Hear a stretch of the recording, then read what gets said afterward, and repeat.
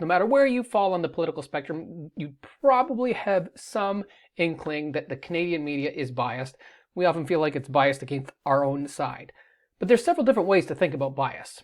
One critique is that the Canadian media is very focused on corporate business issues, and it really doesn't care about the average Canadian. And this is reflective in their corporate structure, the fact that they are all large media companies, and that's reflected in the type of content they produce.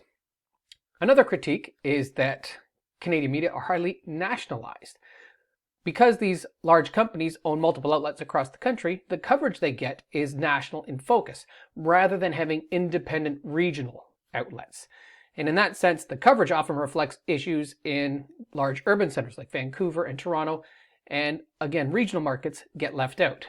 There's of course the political critique that outlets might be too far to the right or too far to the left, and each side of the political spectrum does have critiques around that.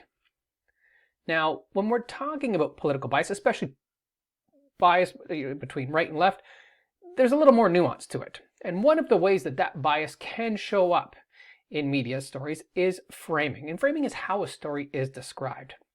In a crude example, let's say the most neutral generic reporting would describe that a thing happened.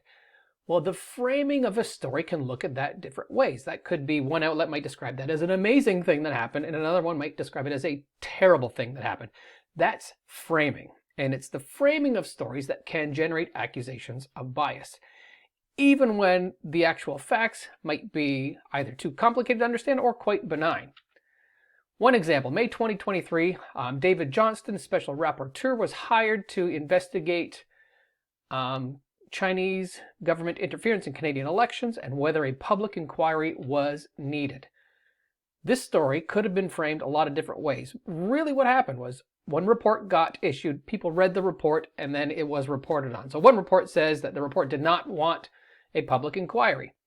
Another one said, yeah, he did recommend public hearings, which is different than a public inquiry. One of them said Canada did not ignore any intelligence, and the other one said, yes, there was lots of failures in the intelligence service. So all of these stories were framed differently. Each one of these outlets read the same report, but they found different things in it to focus on. And that is framing. And that framing can attract or repel people depending on their pre-existing beliefs. This has been studied empirically. Researcher at the University of Toronto, Eric Merkley, has run large experiments to try and tease this out. Canadians that are engaged and consume a lot of political news tend to prefer stories with congenial framing. That means framing that adheres to, or at least supports and validates, the things they already believe. And they don't love stories that are at odds with the things they already believe. And this image here just illustrates how he tested it. He sort of put a fictional outlet, headline, and author in a sort of 2x2 matrix here, and he asked the respondents to choose which one they would prefer. And this is it after answering several survey questions to sort of get at where they stood politically. People tend to prefer information and stories or story framing that aligns with their pre-existing political beliefs. Put slightly differently, so if we look at this example again, a thing happened, is that thing amazing or is that thing terrible? Well, people will choose which media outlets to read based on how that framing fits with their pre-existing political beliefs. They'll read the one that affirms the thing they already thought. That's called selective approach, when people selectively choose media that confirms their prior beliefs. They also might engage in selective avoidance, where they avoid information that's dissonant, that challenges their prior beliefs. There's a lot of that, especially common among voracious consumers of news, people that are really hyper involved in politics. Now, as an aside, most Canadians are not those people. Most Canadians do prefer generic, run-of-the-mill information that's got neutral framing. That's just where most Canadians are. So in terms of media consumption, it helps to know what you're reading and what you're watching. Reporting. News reporting has some certain characteristics. It has objective language. There are reporters that are assigned to cover stories. They verify those stories. They interview people. They confirm their sources. They look at primary documents. And in the story, in the reporting, you will find references to that. They will talk about how many people they interviewed, how many times they confirmed it, who they talked to. All of that is just news gathering, sending people out to interview people and look at primary documents. They have editors, they have publishers, they have legal analysts that review their work before it gets published. And you'll see this at places like Global News, the CBC, and the National Post, and the Globe and Mail.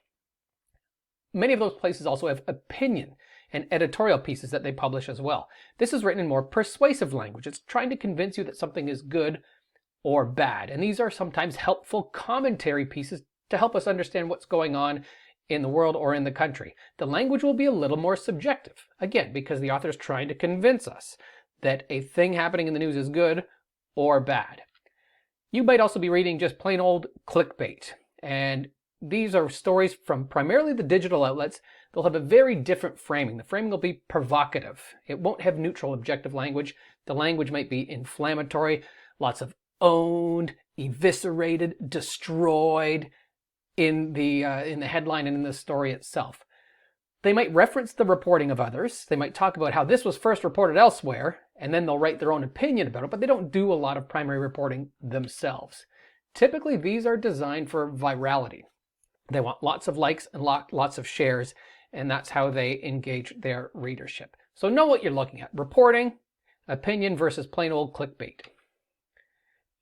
I like to ask the question, how does it make you feel? If it makes you feel excited, and if it makes you feel good, then that's probably why you're reading it. It's probably an example of selective approach. You're choosing the type of media that makes you feel good rather than actually trying to learn about the world and to be informed about current events.